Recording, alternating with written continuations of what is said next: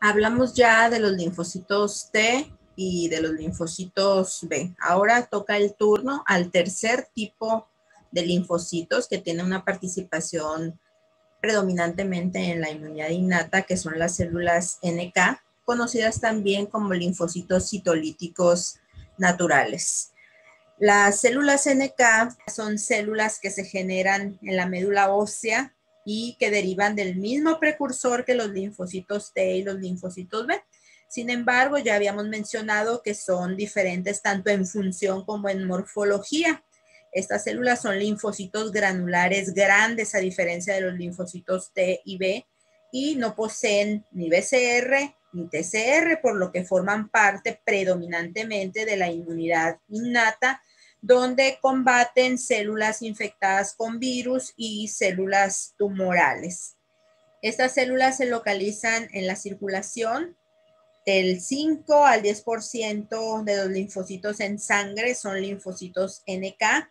También podemos encontrarlas en los órganos linfoides, principalmente en el vaso. Si bien es cierto que estas células no expresan ni BCR ni TCR, sí tienen algunos receptores sobre su superficie, y el más característico es el CD16, que es un receptor para la porción FC de la IgG.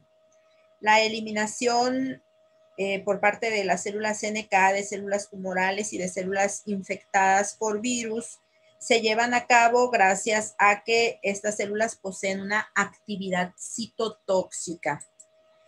Esa actividad citotóxica se debe a que los gránulos que estas células contienen en su citoplasma poseen perforinas y gramsimas. Cuando las células NK se activan, exocitan esos gránulos. Las perforinas literalmente van a perforar la membrana de las células alteradas, y las gramsimas van a penetrar y van a llevar a cabo la degradación del DNA de la célula enferma. Las células NK son, digamos, que una especie de escáner que revisa la superficie de todas las células de nuestro cuerpo. Esa revisión, entre comillas, la llevan a cabo a través de moléculas que tienen en su superficie, que se conocen como receptores inhibidores y receptores activadores. Las células NK, a través de sus receptores inhibidores, reciben una señal que le indica a la célula que no debe activarse y no debe matar a la célula que tiene enfrente. Los receptores activadores, por su parte, le dan la señal a la célula NK para que elimine a la célula con la cual interactúa. Cuando una célula de nuestro cuerpo es una célula normal, posee sobre su superficie ligandos inhibidores. Estos ligandos inhibidores van a interactuar con los receptores inhibidores y le van a dar la señal a la célula NK de que no debe activarse y no debe matar a esta célula.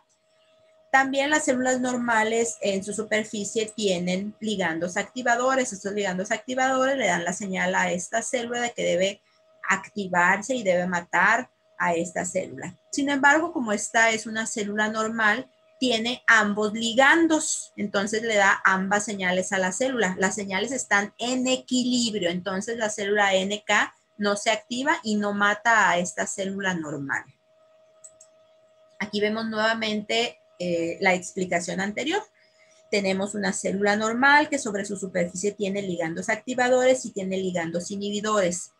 La expresión de estos ligandos activadores e inhibidores se encuentra en equilibrio.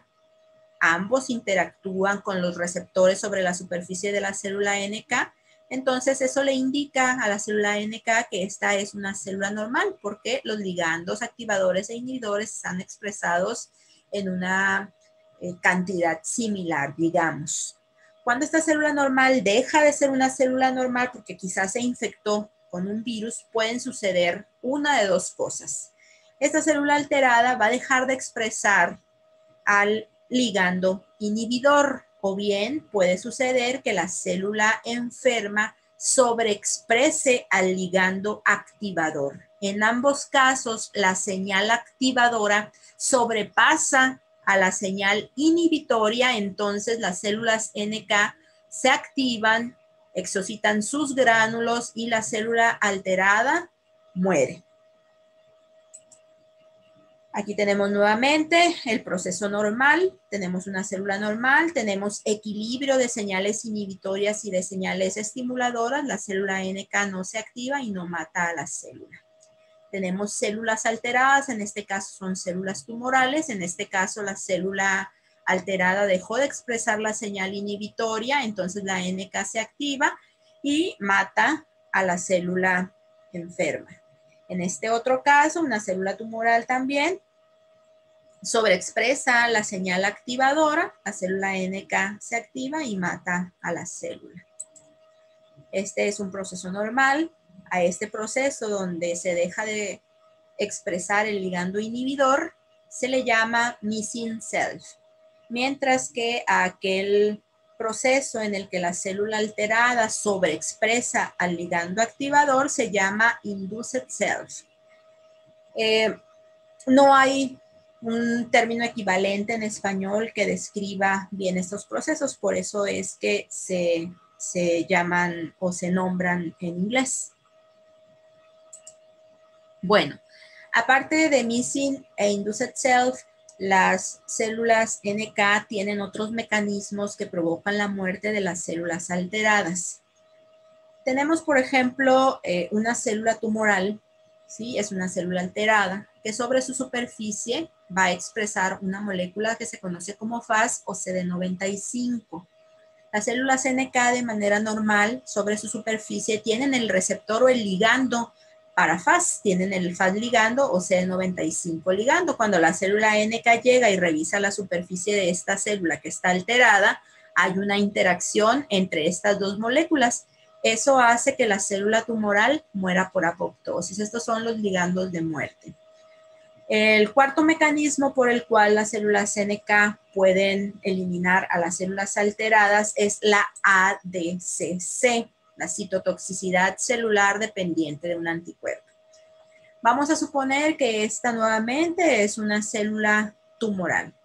Cuando una célula se convierte en una célula cancerígena, empieza a expresar sobre su superficie moléculas que cuando era normal la célula no expresaba. Esos son los llamados antígenos tumorales. Pues como es algo ajeno o extraño para el organismo, se van a generar anticuerpos contra esos antígenos tumorales. Los anticuerpos se van a generar y pues van a cumplir su función de irse a unir de manera específica al antígeno que indujo su producción, en este caso el antígeno tumoral. Se unen a través de sus FAB y la porción FC del anticuerpo pues queda libre. No es de ninguna manera normal que una célula del cuerpo tenga pegado un anticuerpo.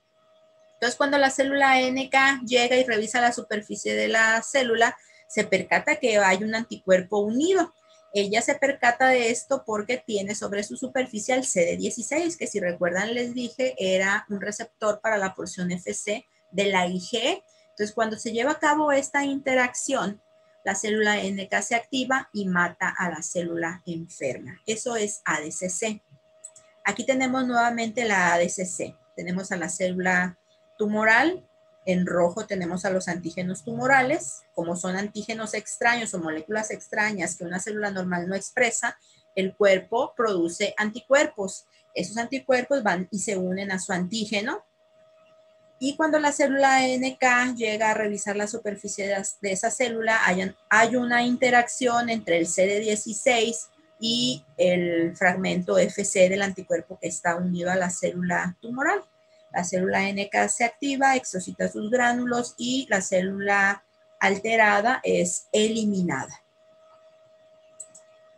Aquí tenemos los 4 mecanismos a través de los cuales las células aberrantes o alteradas son eliminadas por las células NK. Están los dos procesos, missing self e induced self. Tenemos la citotoxicidad celular dependiente de anticuerpo y la interacción de los ligandos de muerte, CD95 ligando o Fas ligando. Otra función importante de las células NK es que son la fuente inicial de interferón gamma. El interferón gamma es una citosina que es necesaria para que los macrófagos se activen y puedan llevar a cabo de manera más eficaz la eliminación de los patógenos que han sido fagocitados. En primera instancia, lo que sucede es que una vez que el macrófago ha ingerido patógenos, produce una citosina que se llama interleucina 12. La interleucina 12 va a actuar sobre las células NK y va a inducir en ellas la producción, bueno, primero la síntesis y luego la producción y liberación de el interferón gamma que este macrófago requiere para activarse y poder eliminar al patógeno que ha fagocitado. Es un mecanismo de retroalimentación positiva. El macrófago sabe que necesita interferón gamma, sabe que lo producen las NK, pero tiene que estimularlas a través de la interleucina 12 para que produzcan el interferón que ellos necesitan para poder eliminar al antígeno que ha sido fagocitado. Bueno, hablamos ya de las células más importantes que participan en el sistema inmunológico y ahora toca hablar de las moléculas que participan en la inmunidad. Dentro de estas moléculas tenemos a las citocinas y al complemento que se involucran y participan tanto en la respuesta inmunológica de tipo innata como en la adaptativa, y a los anticuerpos que son producidos por los linfocitos B y las células plasmáticas, los cuales participan en la inmunidad adaptativa. De las que más vamos a hablar en esta clase es de las citocinas, ya que hay un tema especial para complemento y para anticuerpos dentro del programa. Empezaremos entonces a hablar de las citocinas. Las citocinas son glicoproteínas de 15 a 25 kilodaltones aproximadamente. Estas moléculas glicoproteicas establecen la comunicación entre los diferentes tipos de células. Son producidas por muchos tipos celulares después de un estímulo. Y estas citocinas pueden tener efecto sobre la misma célula que la produjo o bien sobre otras células diferentes. Reciben el nombre de interleucinas seguidas de un número porque se vio que eran producidas por los leucocitos y actuaban sobre ellos mismos. Las quimiosinas también son citocinas, pero reciben ese nombre particular porque son quimioatrayentes. Por ejemplo, la interleucina 8 es un ejemplo de quimiosina, pero actualmente se nombra como CXCL8 para hacer alusión a que se trata de una quimiosina. Algunas otras citocinas reciben nombres particulares de acuerdo a su función, por ejemplo, los factores de crecimiento o el interferón, que se llama así porque interfiere con la replicación viral. Entonces, las citocinas son un grupo grande y heterogéneo de glicoproteínas producidas y secretadas en cantidades importantes, pero por un tiempo breve. Están encargadas de mediar y de regular todos los aspectos, no solo de la inmunidad innata, sino también de la inmunidad adaptativa. Aquí podemos observar que una célula va a producir citocinas después de un estímulo. Las va a secretar y esas citocinas secretadas van a actuar sobre la misma o sobre otras células a través de receptores que estas células poseen sobre su superficie. Después de la interacción de la citocina con su receptor, se va a observar el efecto biológico sobre la célula blanco, que puede ser proliferación, diferenciación o muerte celular incluso. Las citocinas ejercen varios tipos de acciones. Cuando las citocinas producidas por una célula actúan sobre la misma célula, se dice que la acción de esa citocina es autócrina. Cuando actúan esas citocinas secretadas sobre una célula cercana, se dice que tienen una acción parácrina. Ahora, cuando se producen las citocinas en grandes cantidades, estas pueden entrar a la circulación y pueden actuar a distancia del lugar donde se produjeron. A este tipo de acción se le conoce como acción endocrina. El factor de necrosis tumoral es un ejemplo de citocina que tiene importantes efectos locales, pero también efectos sistémicos, es decir, efectos a distancia. Ahora bien, una citocina puede actuar sobre diversos tipos de células y tener múltiples efectos biológicos sobre ellas, como sería este caso. A esta propiedad se le denomina pleiotropismo. Aquí, por ejemplo, la interleucina 4 tiene diversos efectos sobre diferentes tipos celulares. Es una citocina pleiotrópica. Existen otras citocinas, en este caso las que vemos aquí, las cuales pueden tener la misma acción y se dice que son redundantes.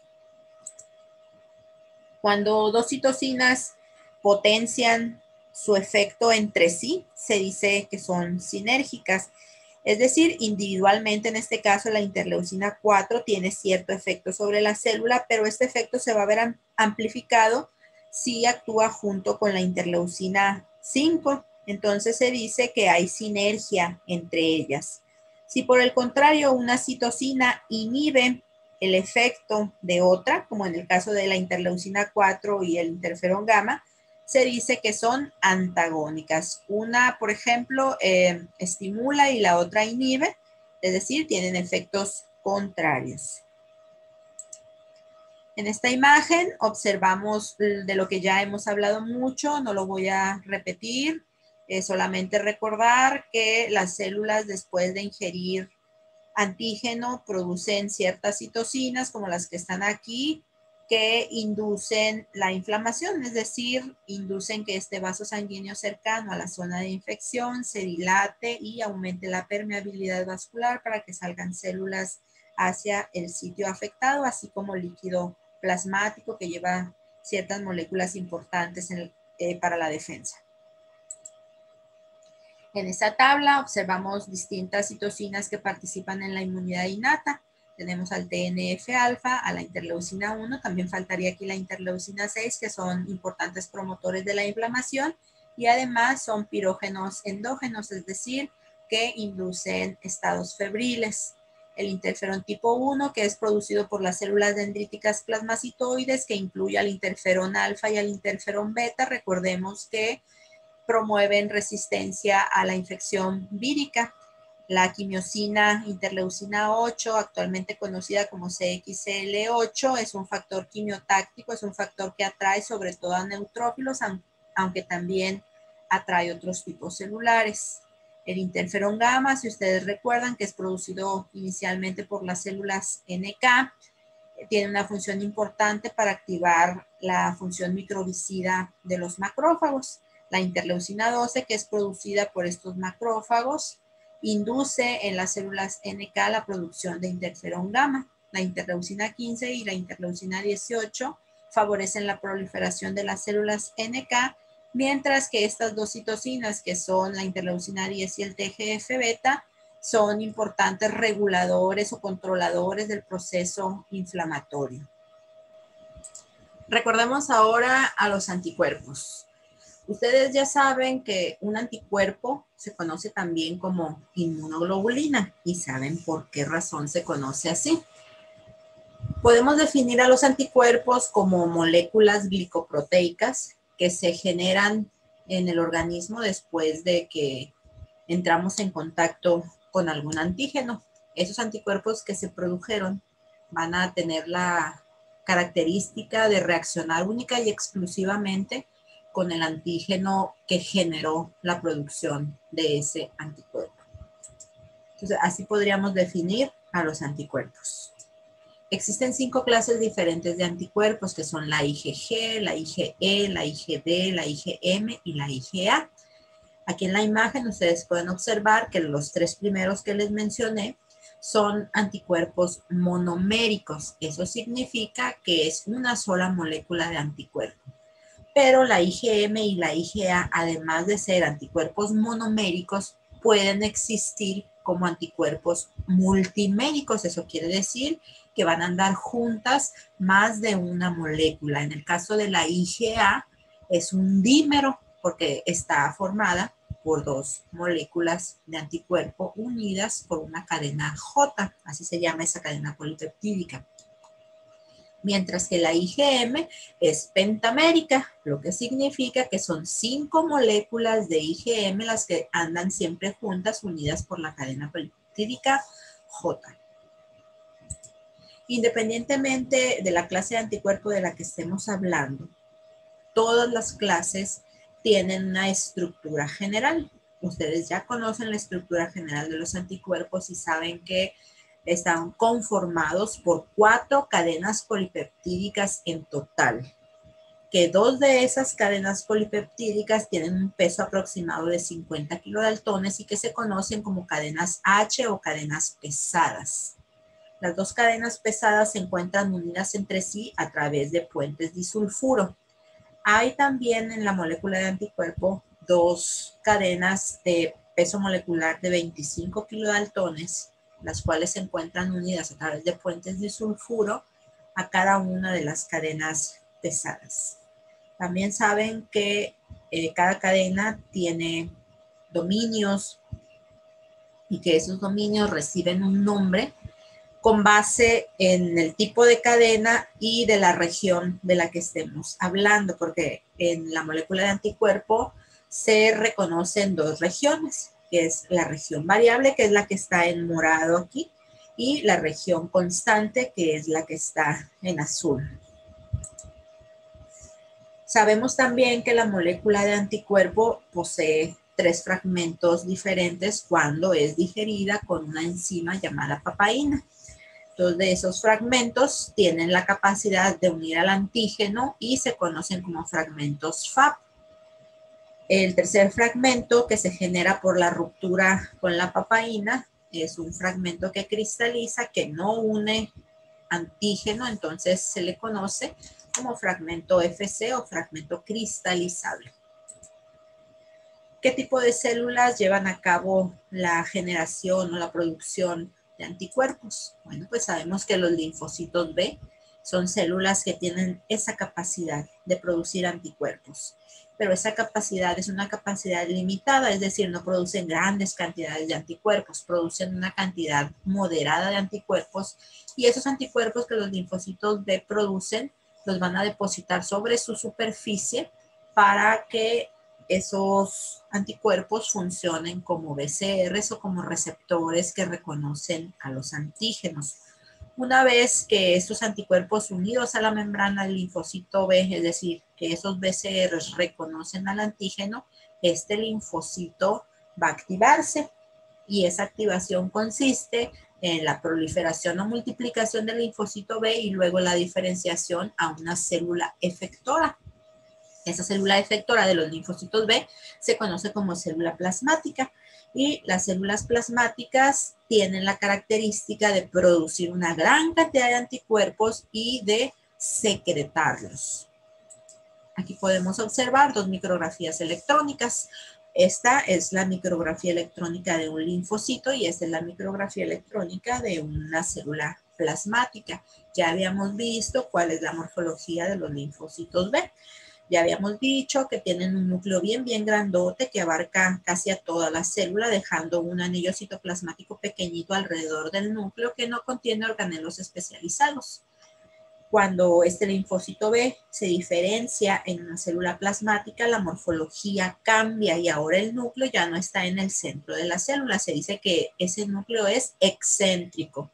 Y además dijimos que hay un halo perinuclear, es decir, un halo alrededor del núcleo que es visible porque no se tiñe bien con los colorantes que se utilizan habitualmente para la tinción de estas células. Y también mencionamos que las células plasmáticas tienen un retículo endoplásmico bastante desarrollado porque la función del retículo endoplásmico es sintetizar proteínas. ¿Qué proteínas va a sintetizar la célula plasmática? Pues los anticuerpos.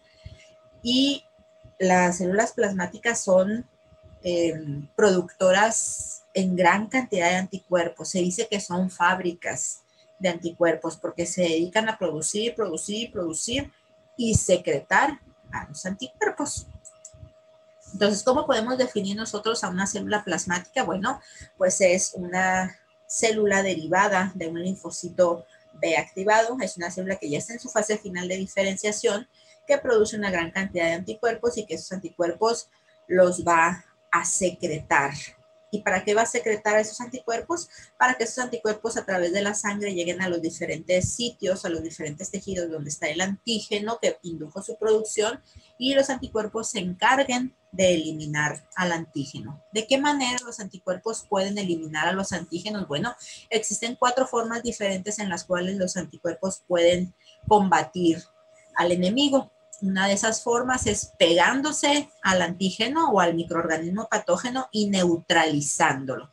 Si este microorganismo tenía las negras intenciones de ir a infectar una célula, cuando el anticuerpo se le pega, ya no es posible que ese microorganismo vaya e invada a una célula.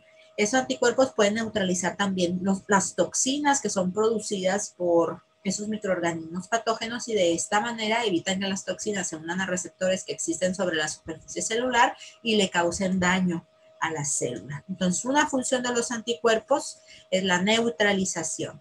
La otra función o forma en la que los anticuerpos se encargan de eliminar a los antígenos es mediante la opsonización, es decir, se unen al antígeno y facilitan o potencian el proceso de la fagocitosis. Y pues ya sabemos que después de la fagocitosis, ese antígeno será degradado. Tercera forma, activación de complemento. Cuando un anticuerpo se une al antígeno, el complemento puede activarse por la vía clásica y como consecuencia de la activación del complemento, el antígeno puede ser eliminado mediante un proceso inflamatorio, mediante opsonización con el C3b o bien puede ser directamente eliminado o lisado. Cuarta forma en la que los anticuerpos pueden eliminar a los antígenos, por ADCC. ¿Qué significa ADCC? Significa citotoxicidad celular dependiente de anticuerpos. Eso es lo que significa ADCC y es lo que vimos que hacía la célula NK. Aquí tenemos a la célula NK. Sabemos que esta célula sobre su superficie tiene al CD16, que es un receptor para la porción FC de los anticuerpos. Y cuando una célula de nuestro cuerpo se encuentra infectada o es una célula que se ha transformado en una célula cancerosa, va a tener pegados anticuerpos sobre su superficie. La porción FC queda libre porque el anticuerpo se une a la superficie celular a través de los FAB y entonces llega la célula NK a revisar la superficie de esta célula y hay una interacción entre el CD16 y la porción FC del anticuerpo, lo cual lleva a la activación a esta célula y a que exocite los gránulos para matar o eliminar a esta célula anormal. La otra molécula que tiene participación importante en la inmunidad es el complemento. A complemento o sistema de complemento podemos definirlo como un conjunto de proteínas séricas o de proteínas plasmáticas, son más de 30, que se encuentran inactivas en ausencia de antígeno. Cuando el antígeno entra al organismo, esas proteínas de complemento se van a activar. Por ejemplo, aquí tenemos a una proteína de complemento que está inactiva, es una proteína que se encuentra intacta. Después de que el antígeno entra al organismo, este C3 se va a romper, va a haber una ruptura enzimática y entonces se van a generar 2 fragmentos. A uno se le pone la letra A y al otro se le pone la letra B. Generalmente los fragmentos más pequeñitos se les pone la letra A y a los más grandotes se les pone la letra B. Estos fragmentos van a ser los encargados de llevar a cabo la eliminación antigénica, porque ya sabemos, por ejemplo, que el C3b es una opsonina.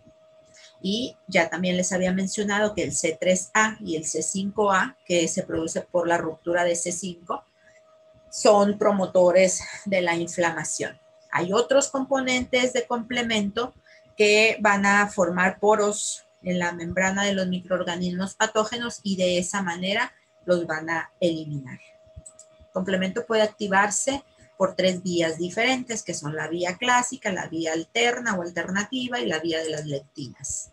¿Qué necesito para que complemento se active por la vía clásica? Necesito que el antígeno tenga pegado un anticuerpo. Eso es suficiente para que esta vía de complemento se active. Entonces, como ya está involucrado un anticuerpo, hablamos de que la vía clásica se activa durante la inmunidad adaptativa o adquirida, mientras que las otras dos vías se activan más tempranamente, se activan durante la inmunidad innata, porque solamente se requiere de la presencia de antígenos. Aquí no necesitamos que el antígeno tenga unido un anticuerpo. Basta con la presencia del microorganismo patógeno para que la vía alternativa se active, y basta la presencia de un antígeno, de un microorganismo que en su superficie tenga azúcares como la manosa, para que la vía que se active sea la vía de las lectinas.